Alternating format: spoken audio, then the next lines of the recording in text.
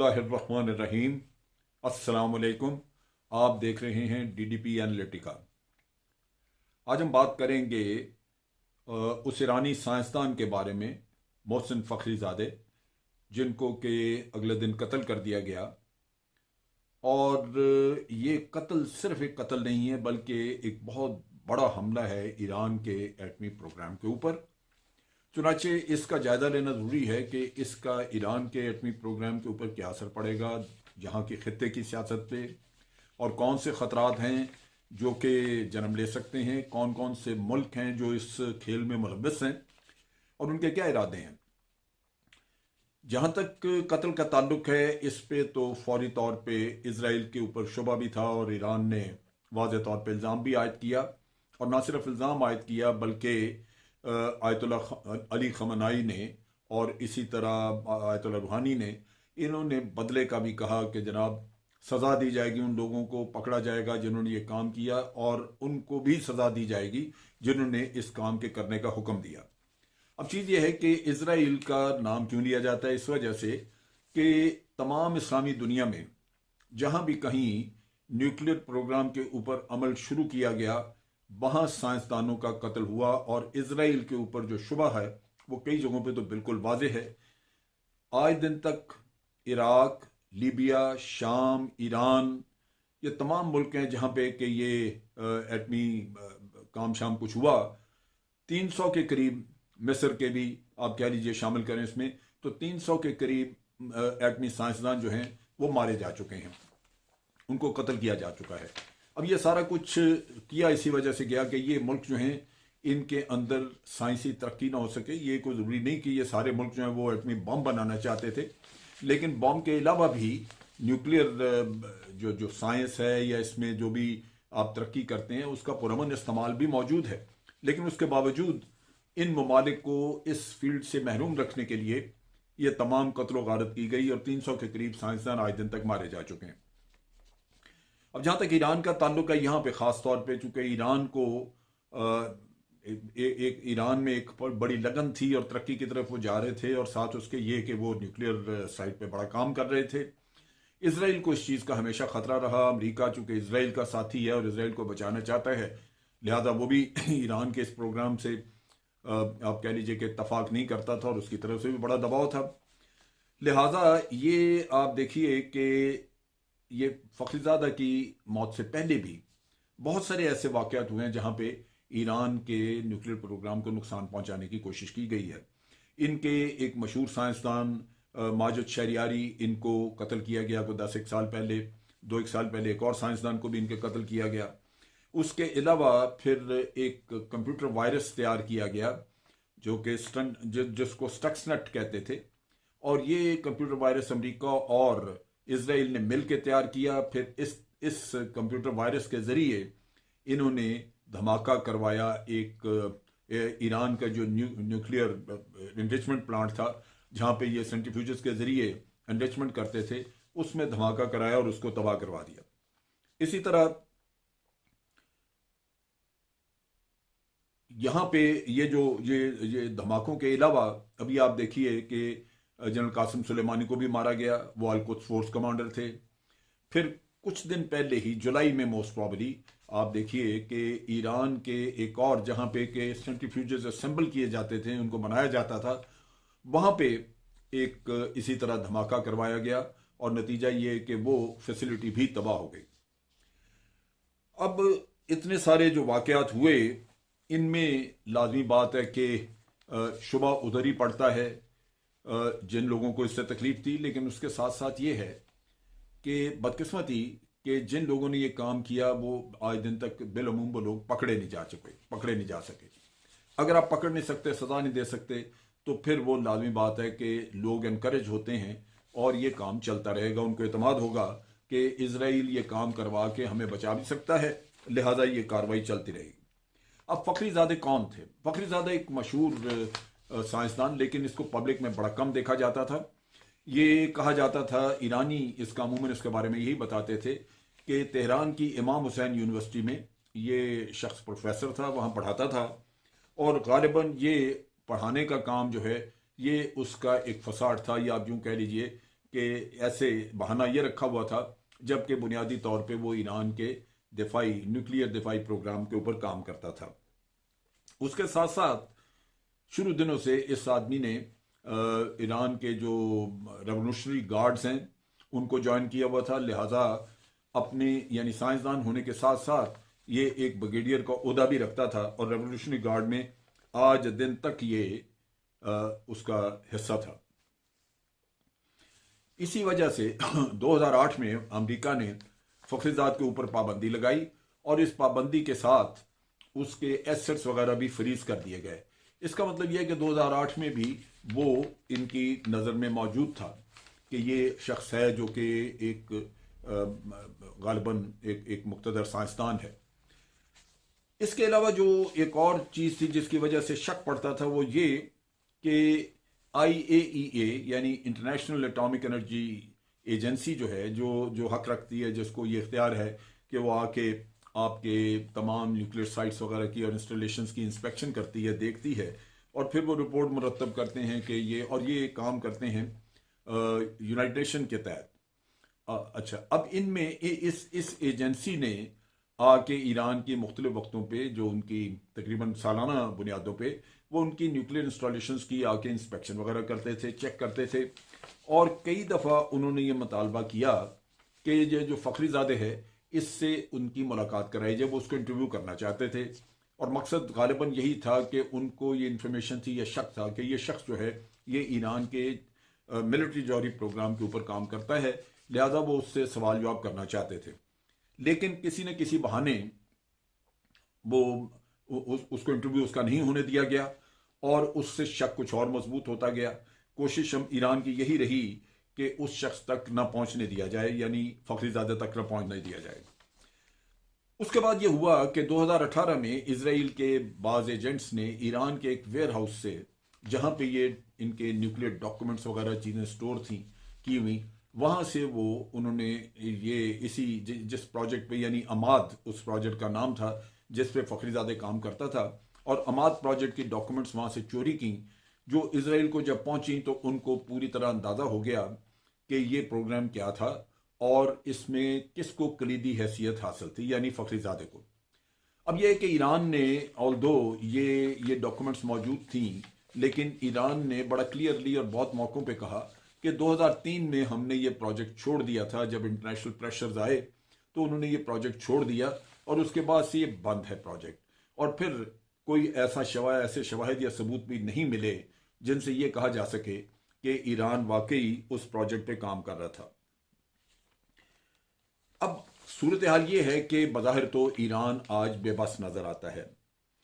यहां पे आप देखिए कि इसी साल 7 अगस्त को अलकायदा का भी यहाँ पे नंबर 2 जो उनका दूसरे नंबर का कमांडर था, लीडर था, जिसका नाम था अबू मोहम्मद अल मसरी, वो मारा गया। अब अल मसरी जब मारा गया तो उसके भी कातिलों का कोई पता नहीं चला। अब ईरान में वो शख्स जो अपनी बेटी के साथ, उसकी बेटी मरियम साथ थी, वो भी मारी गई और ईरान ने अगर उसको रखा हुआ था किसी चीज़ के तहत, कोई तहफ़्फ़ुज़ था, तो आप देख लीजिए कि वो तहफ़्फ़ुज़ भी बेकार साबित हुआ। अब आइंदा के हालात क्या हो सकते हैं इस कत्ल के साथ, इस कत्ल की वजह से क्या मसाइल पैदा हो सकते हैं। अब 2 चीज़ें हैं जो हमें देखनी है। एक तो ये कि एक वक्त है, यानी अगले साल जनवरी की 20 तारीख, जबकि ट्रंप जो है वो हुकूमत से फारिग हो जाएगा और जो बाइडन आएंगे।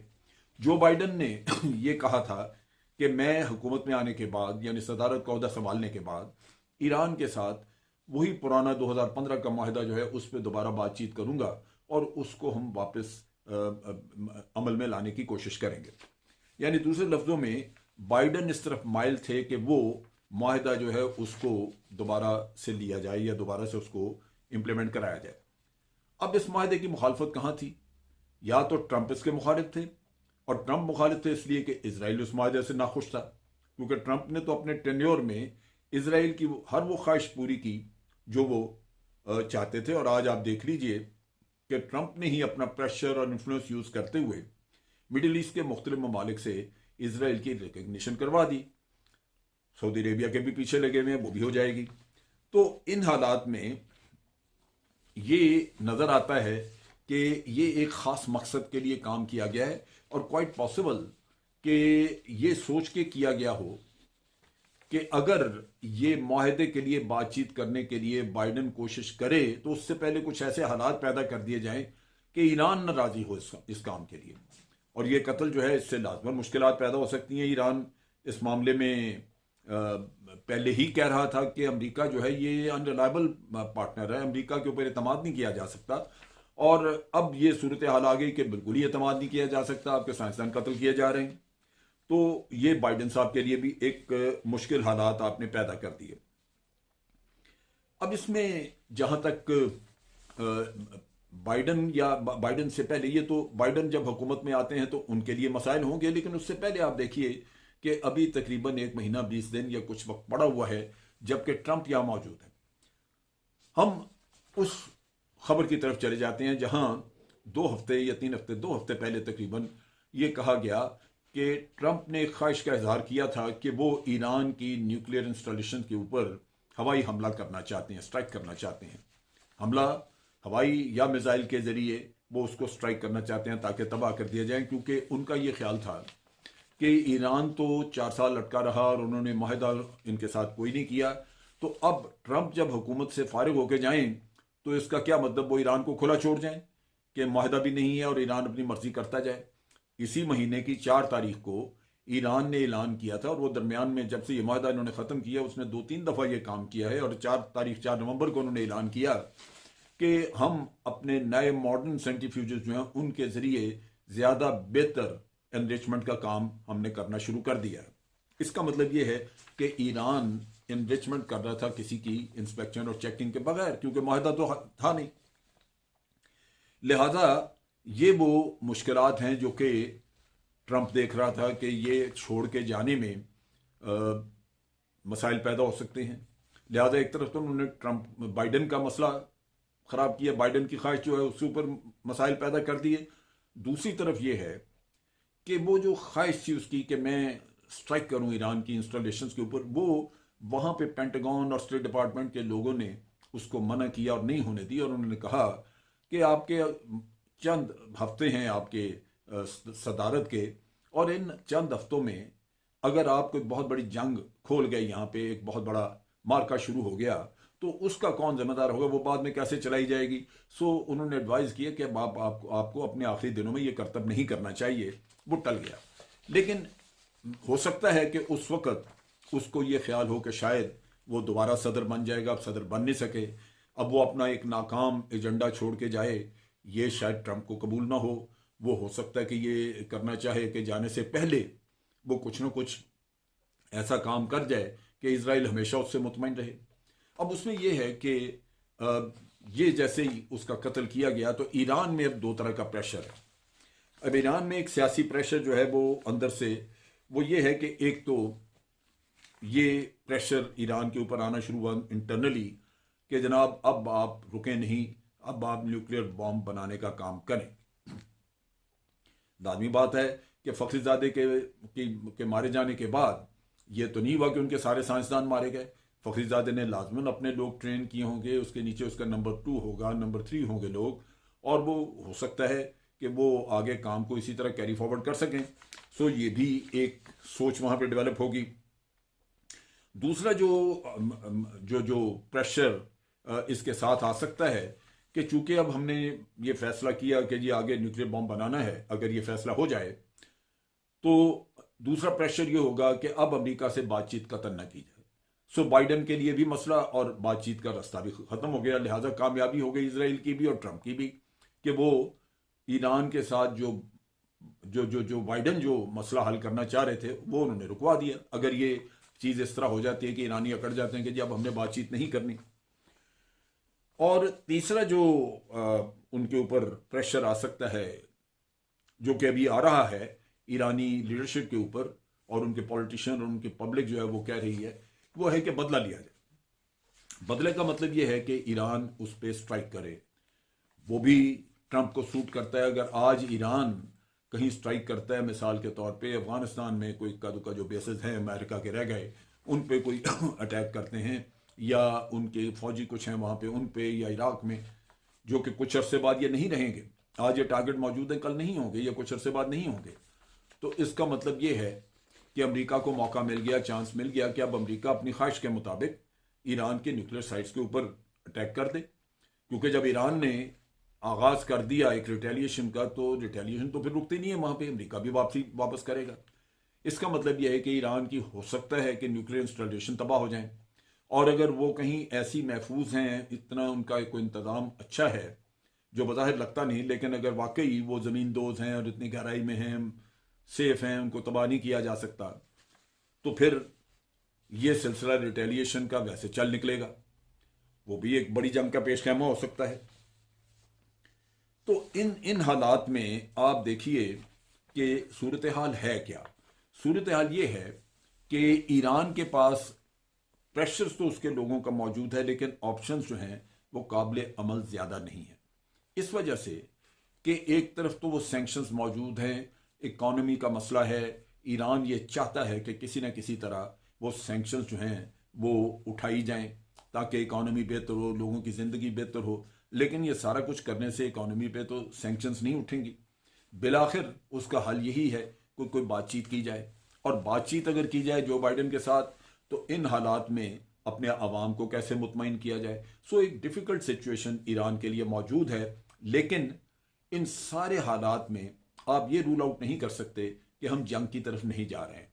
उसकी वजह यह है कि इजराइल ने जो यहाँ जो कुछ किया है, वो एक ईरान का एक घिराव वो कर रहा है, जहाँ वो बहरीन में आ गए हैं, जहाँ वो ओमान में उन्होंने अपना इंतज़ाम कर लिया है, और यूएई में तो एम्बेसी भी हो गई उनकी, बहरीन में हो गई, सऊदी अरब के साथ उनकी खासी अंडरस्टैंडिंग है, और ये सारे मुल्क अपने आप को ईरान के मुखालिफ खड़े करके बैठे हुए हैं और समझते हैं कि ईरान उनका दुश्मन है। तो इन हालात में मेरा अंदाज़ा ये है, मेरा ये ख्याल है कि सबसे पहले सबसे ज़रूरी चीज़ ये होगी कि ईरान अपने रीजनल कंट्रीज़ के साथ अपने अपने जो उसके ताल्लुकात हैं वो बेहतर करे, उनके मसाइल, उनके साथ जो इनके झगड़े हैं उनको ख़त्म करे। अगर वो नहीं करेंगे तो नतीजतन ये मसाइल बढ़ते जाएंगे और ये पूरा खित्ता एक बड़ी जंग की तरफ झोंक दिया जाएगा, जो ना मुस्लिम ममालिक के लिए बेहतर है, और ना ईरान के लिए, और ना ही हम लोगों के लिए, पाकिस्तान के लिए, क्योंकि हम बिल्कुल इस खित्ते का हिस्सा है। हमारा जो सी पैक बन रहा था, उसका जो एग्जिट पॉइंट है यानी गवादर बंदर का, वो अरेबियन सी में है। वो यहाँ पे जब ये खित्ता जंग का एक इसमें माहौल खड़ा हो गया और ये रास्ते बंद हो गए, तो ये आपका सी पैक भी फंक्शनल नहीं रहेगा। फिर वो जंग कब तक जारी रहती है, कौन से मुल्क उसमें इन्वॉल्व रहते हैं, ये वो चीज़ें हैं जो कि हमारे ऊपर भी एक मनफी असर डाल सकती हैं। आज ईरान को वाज़े तौर पे बड़े मुल्कों की तरफ से सपोर्ट का कोई ऐलान नहीं हुआ। जहां रशिया या चाइना वगैरह सपोर्ट का ऐलान करते, वो नहीं हुआ, जिससे यही नज़र आता है कि शायद ईरान के ऊपर प्रेशर कायम रहेगा। आज के लिए इतना ही। अफवाज पाकिस्तान जिंदाबाद, पाकिस्तान पाइंदाबाद।